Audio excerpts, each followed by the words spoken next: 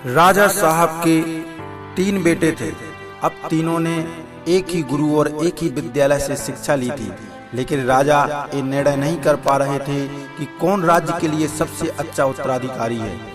अब राजा ने तीनों बेटों की परीक्षा लेने की सोची। एक दिन राजा ने सुबह सुबह सभी पुत्रों को बुलाया और उन सबको एक एक बोरी गेहूं देते हुए कहा कि मैं और तुम्हारी माता तीर्थ यात्रा पर जा रहे हैं।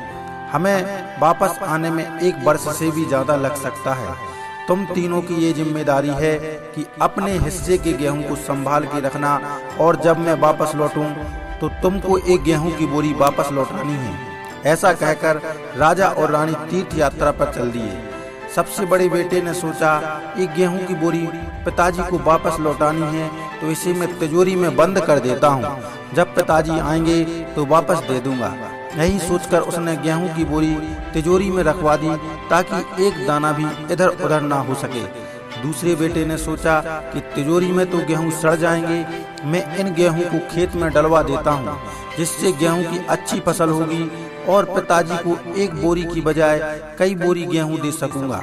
अब उसने ना गेहूं के लिए अच्छा खेत देखा और ना ही अच्छी उपजाऊ जमीन देखी और ना ही खेत की घास फूस को साफ कराया। बस ऐसे ही एक बंजर जमीन पर गेहूं डलवा दिए और कभी उनकी देखभाल करने नहीं आया। उसे लगा कि अब अपने आप फसल आ जाएगी। तीसरा बेटा ज्यादा समझदार था। उसने अपने मित्र के साथ मिलकर एक अच्छा खेत देखा जो बहुत उपजाऊ था। फिर उसकी मिट्टी बदलवाई, वहां घास फूस की सफाई कराई और फिर विधि अनुसार गेहूं के दाने खेत में बो दिए।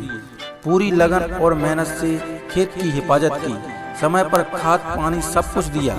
साल भर बाद पहली फसल आई। उसने फिर से उसे बोया, फिर और अन्न उपजा।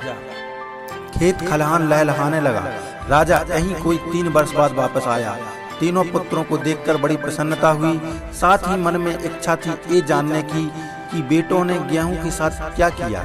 पहले पुत्र ने जैसे ही तिजोरी खोल के दिखाई, अंदर से बहुत बुरी बदबू आ रही थी। सब कुछ सड़कर राख हो चुका था।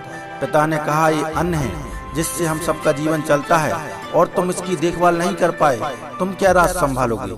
अब दूसरा बेटा पिता को उस जगह पर ले गया जहां उसने गेहूं को डलवाया था। वहां जाकर देखा तो जंगल था, बड़ी बड़ी घास फूस खड़ी थी, गेहूं का तो नामो निशान ही नहीं था। राजा बहुत नाराज हुआ और उसे भी राज्य का उत्तराधिकारी बनाने से मना कर दिया। अब तीसरा पुत्र पिता को अपने खेतों पर ले गया। वाह, दूर से ही एक अलग खुशबू आ रही थी। गेहूं की फसल लहलहा रही थी, चारों तरफ हरियाली और जीवन था और उस खेत से 50 बोरी से भी ज्यादा गेहूं उत्पन्न हो चुका था और आज भी खेत में फिर से फसल खड़ी थी। राजा का मन देखकर बहुत प्रसन्न हुआ और राजा ने तीसरे बेटे को अपना राज्य का उत्तराधिकारी बनाने का निर्णय लिया। दोस्तों, उस राजा की तरह भगवान ने भी हमें कुछ गेहूं संभाल के रखने को दिए हैं। वो गेहूं है हमारा जीवन, जिसे हम बेकार के कामों में नष्ट कर देते हैं। ईश्वर ने जीवन दिया कि दुनिया का विकास करना, अपने ज्ञान को बढ़ाना और उसे बांटना, लेकिन हम अज्ञानी लोग इस जीवन को सड़ा देते हैं और अंत समय जब ईश्वर पूछता है कि जीवन में क्या किया, तो जवाब होता है शून्य, कुछ नहीं। अपने मन की जमीन को साफ करिए, उसमें जो घास फूस है वो हटाइए, मन में जो ईर्ष्या, गुस्सा और व्यसनों को हटाइए और अच्छाइयों के बीज बोइए, फिर ईश्वर आपसे बेहद खुश होंगे। धन्यवाद। दोस्तों, आप लोगों को यह मोटिवेशनल स्पीच कैसी लगी हमें कमेंट बॉक्स में जरूर बताएं। अगर अच्छी लगी हो तो इसे लाइक और शेयर जरूर करें और हमारे इस YouTube चैनल को सब्सक्राइब करें। बहुत बहुत धन्यवाद।